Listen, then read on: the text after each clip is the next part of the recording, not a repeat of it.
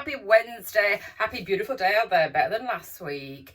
Last night I put out some information with regards to an email that most parents who have children at Garforth Academy would have received, asking them to be mindful and little words that hopefully people understand but probably will ignore about parking around the D, especially at kicking out time, and how much of a hazard it is, especially with getting into dark nights and the weather turning a little bit, and that people will park. I mean, people look at the yellow lines, go, oh, pretty, but don't necessarily abide by the rulings of what they mean. I mean, most people probably wouldn't most people wouldn't park on yellow lines if they were up and down Church Lane. So I don't know why they think that the D is okay. And I know myself, if my child has been ill, I've had to park on the D at 11 o'clock in the morning or whatever and had to go and pick him up, and it is handy for that still.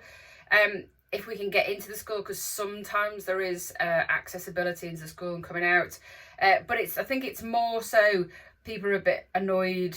I know there's like a 2 ruling here, but there's people more annoyed at, or the school's more annoyed at the dangers and the hazards that people can cause on the D.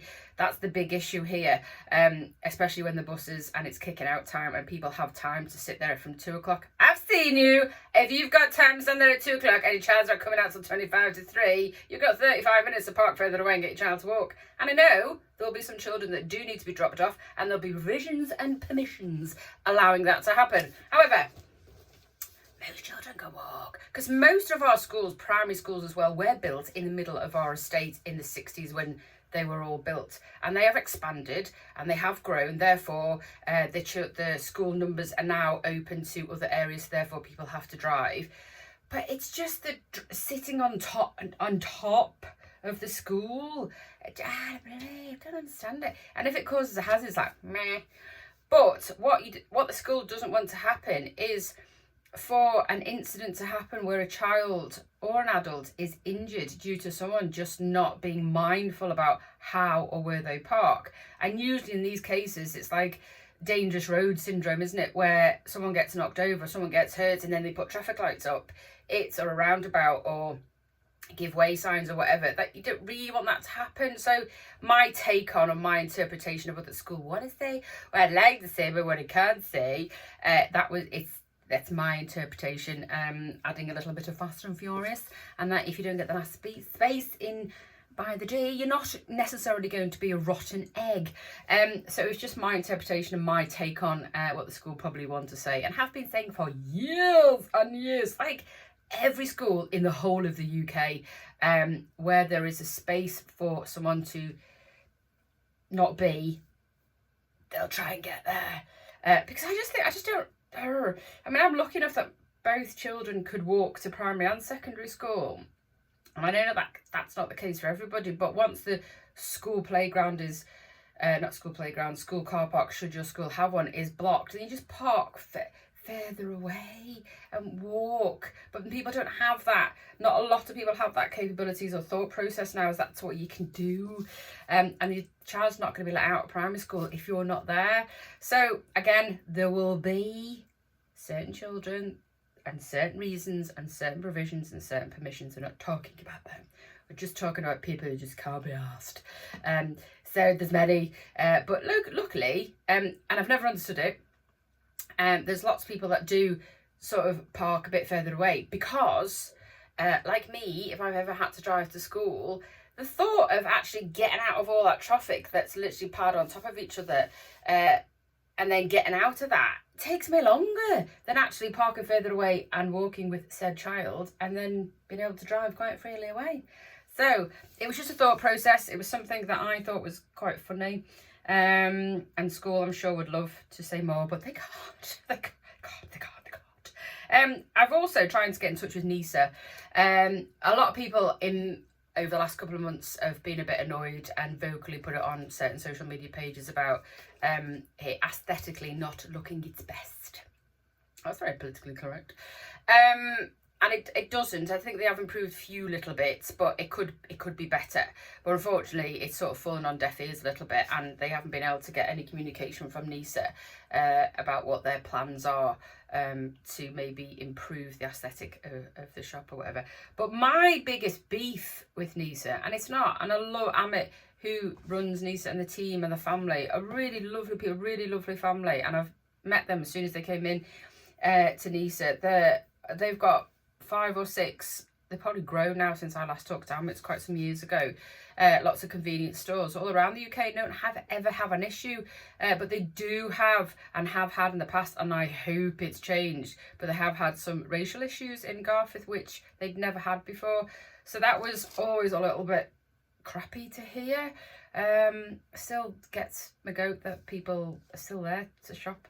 Anywho, but my biggest beef with them at the minute is they're the only place, as far as I am aware, and I could be wrong, don't quote me, the main girl said, no she didn't, I'm just saying, it's a possibility, it might be, is that they're the only shop that sell energy drinks to school kids under 16. Don't like it. I don't want my child having access to Red Bull and Monster, to be honest with you. Kids don't need it, they just need to get more sleep. It's a fact. My child is the same. I've caught him a few times with one and I don't want him to have it. If they've got, it's like people go, oh, they do have like a drinks canister or a refill bottle, and once that's gone they want a drink after school, and trying to manage that when they go from school to the shop. And then, so I think some of the onus needs to be on some of the shops about how they sell it, because I know it's not illegal, but it's just being conscious about giving something to a kid that really doesn't, the energy drinks are not the healthiest things in the world. And I just don't think, it's a vicious cycle of then children under that age sort of drinking it and then drinking it and drinking it and then getting into that cycle of lack of sleep and drinking it. And I don't want my child to do that. And I'm sure there's other children out there who also don't. So I'm trying to get in touch with them to see if they are selling them, and they are the only people that's selling them, just to be mindful about who they sell them to. I don't really want my child drinking energy drinks. Thanks very much. And I know from other ones that they don't, and they are a bit careful, because I've already been down and annoyed my child for doing that. Tonight at Isgara from 5 o'clock, generally lasts till about 7. There is the next evening for, I think it's the 3rd evening now, for Business Works hosting Garforth Network events upstairs in Isgara.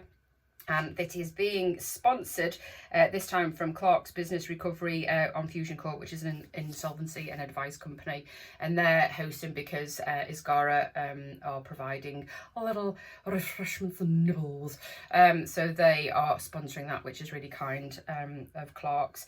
But that's on from 5. Come upstairs, you can go on to, I've shared it lots, it's on events, you'll find it on Facebook as well, or on Business Works Facebook page. Is that you can just register on Eventbrite just so they can get an idea of numbers. At the minute, the numbers are looking really good. So come along if you're a small to medium business in Garforth. Come along, come and have a chat, come and speak to people of like-minded people. And you never know, it's not for people who would just have a business in an office. It's every single business that you have in Garforth, to make them connections with other businesses and lots of independent businesses as well. So go in, but you do need to register on Eventbrite. It's free, but just register so they can just get an idea of numbers who would be coming along. I also noticed this week that Cielo have announced and released their 12 days of Christmas coffee. Woohoo! So you can order now if you go onto their website, cielocoffee.com or clocoffee.com. You can actually find their Christmas 12 days of coffee and order it, and then they will take all your details, and then at the end of November they will send out it, before the end of November, send it out so people have got the Christmas coffee in the lead up to Christmas. And it's nice. I've had it a couple of times and it's fabulous. Not a lot to say apart from I've spoken to a familiar person who's taking on the space above the co-op, which is great because it's a huge space, and they're going to run their business, which is what they do, and then they have plans to do lots of other cool stuff at the back end of the premises, and loads of things could really be good. It's going to be a really multi-use space for people to use this space for many, many things. And she's got a couple of ideas and things that could happen. And she's going to give me all these details. I'm going to just give you a little snippet on next week's blog. So look out for that. I like it when a business comes and takes a space, could do with about 5 more, if that's all right. So if you are going tonight at the Garforth Network event, I will see you. If you are at Sausage Fest on Saturday, all tickets sold out. Thank you very much for supporting Feastival next year. Don't forget your boo tokens in Tesco's, 5 Tesco's, thanks very much. But thank you for making it a sold out event. I will see you on Saturday if you were lucky enough to get a ticket. And there's lots of cool things going to happen. Perhaps 1 or 2 games with a sausage. Have a beautiful day. See you tonight or Saturday.